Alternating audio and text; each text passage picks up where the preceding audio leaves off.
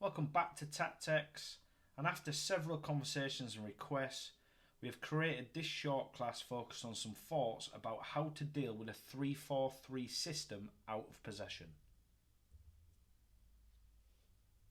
Across the first few slides, we're going to focus on the flexibility and fluidity of the system shifts when operating out of a 3-4-3.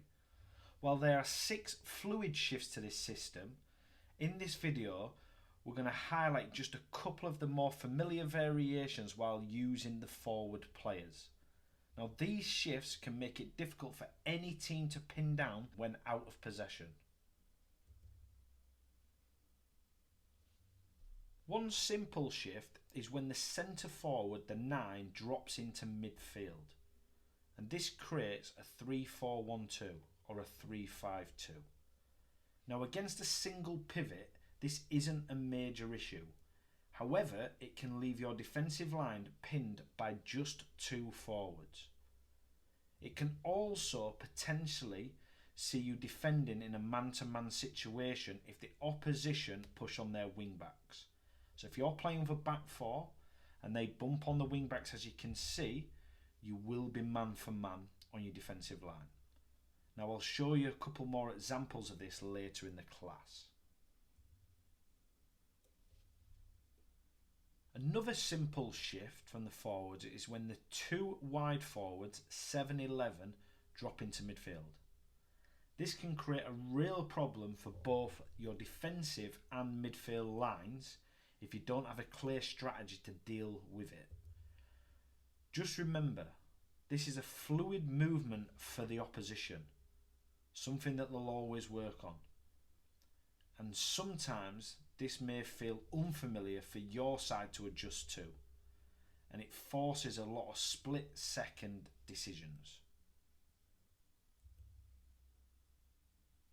So just from these simple adjustments, you can see how the 3-4-3 works across 3 different systems, creating different performance problems for your side. That's 3-4-3, 3-4-1-2, and 3-2-2-3. Now, like I mentioned before, there is 6 fluid movements, and that's 3 shifting from a back 3 to a back 4. But I just wanted to highlight to you of how they can create performance problems just by shifting the forward line.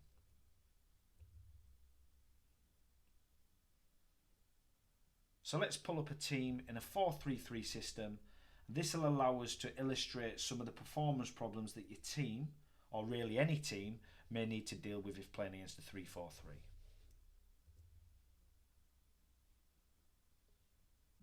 So the first issue is who deals with the opposition's wing backs in this system. That's number 2 and number 3.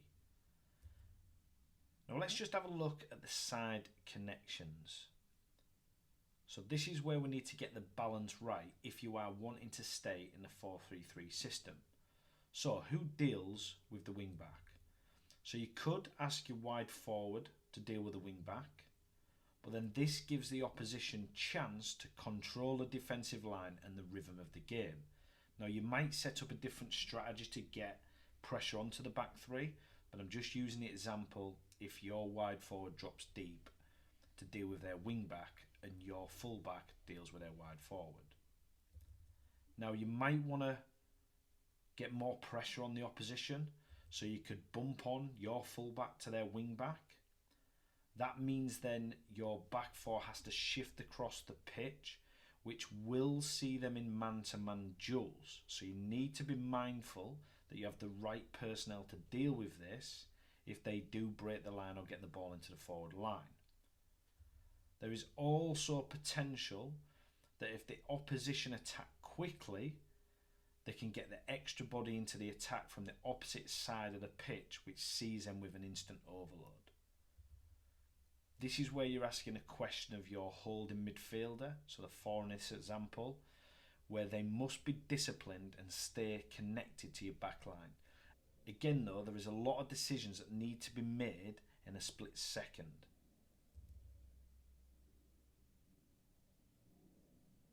Now you can also use your spare in midfield to deal with the wide forward if they roll in. So I would use this strategy if their wide forward is more of a 10 than a winger. Now, there is a few performance problems with this, and you could see this when Liverpool played Palace. So the wide forwards started to stay slightly higher but in the inside space, which meant that Liverpool's midfielder, who was dealing with the wide forward, had to stay deeper. Now, there is a tendency for your midfielders to switch off and get caught ball side, which then allows the opposition's wide forward to run into the half space and get equal numbers onto your defensive line. There's also a performance problem that both wide forwards come in from the opposition and they create 2v1 scenario on your second line against your holding midfielder. Now, all this is the same on the opposite side of the pitch, but hopefully I've painted that picture of the amount of decisions your team need to make just on the side of the pitch on how to deal with the wing back and wide forward. So staying in this system matchup but coming back to the 9 dropping in. Again, your team needs to be comfortable in man-to-man defending. So as you can see here, if the 9 drops in and creates a 3v3, your backline could be pinned by the 7-11, but also if they're joined in with a 2 and a 3, you're going to find yourself man for man again.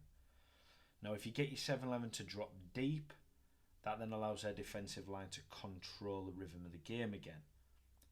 So as long as you're comfortable in that man-to-man situation, you have the right personnel to deal with this, then you can stay with this strategy and then hopefully hurt the opposition with the man-to-man the other way.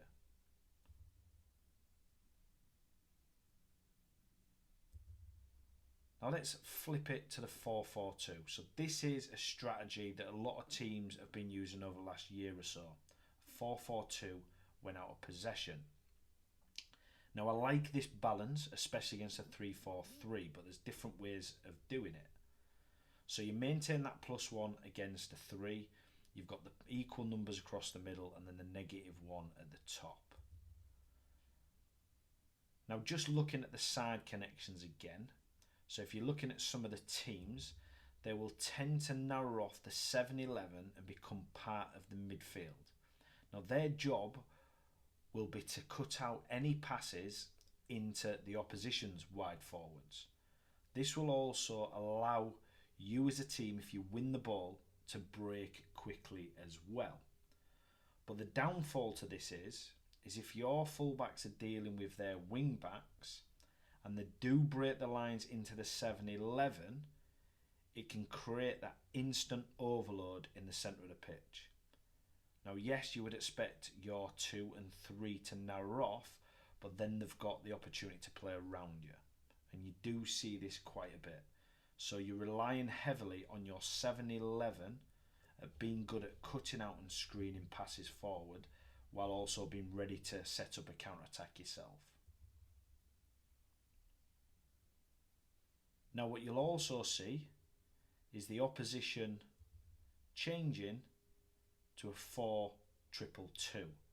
So your 2 deepest midfielders will sit slightly deeper, and your 7-11 will take care of their deepest line as well. That allows your fullbacks to divide. So if their 7-11 roll inside, they're rolling into your midfielders, and you've got cover either side of the pitch, so they're not worrying about which man to pick up, and then your fullbacks can pick up their wing backs if they roll on. Now the issue behind this, and again you saw Liverpool having a few issues with it, is if the 7 stays high and the 2 and 3 are slightly deeper, they can control them wide areas, and then every now and again start to create 2v1s against your fullback, which is bigger distances for your midfield to shift out and double up. But again, it's just something to be mindful of. But you might be happy making sure the opposition don't come through you, but go around you.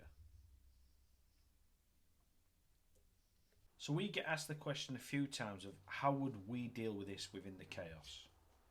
So our focus would be to try put it in its simplest format. So we like the 4-4-2 strategy against a 3-4-3. That gives you a +1 on your defensive line and a -1 on the top line.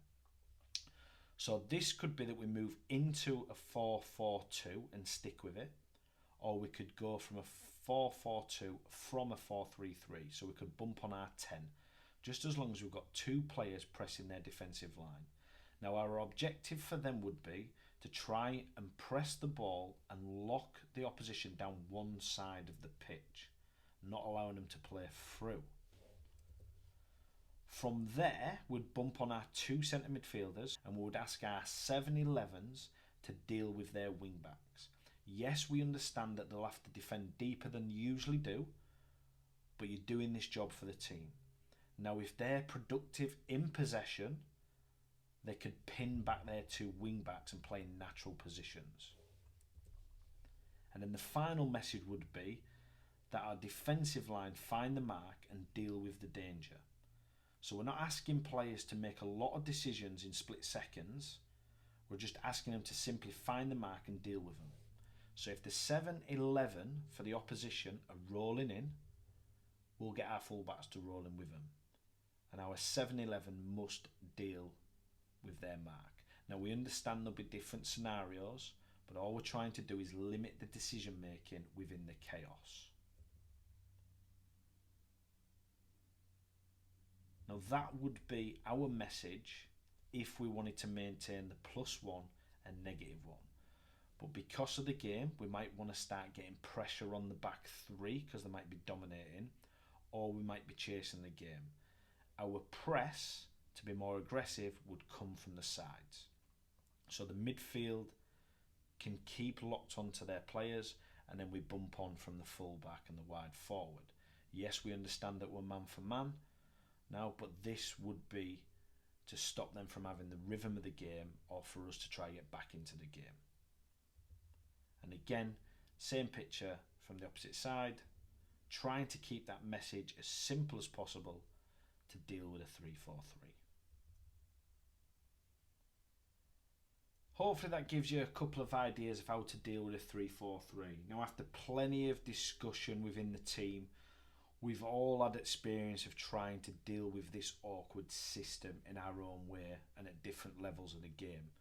So we could have took it in any direction we wanted to go, but we did decide that we wanted to try just keep it short and simple, just to give you a few ideas of what it looks like against a 3-4-3, the performance problems, and how we might deal with it in the chaos ourselves. If you do have any questions or suggestions, please share them with us. That way we can continue to grow this class together and take it in whatever direction you find most valuable. And finally, thank you again, as always, for your support and watching this class.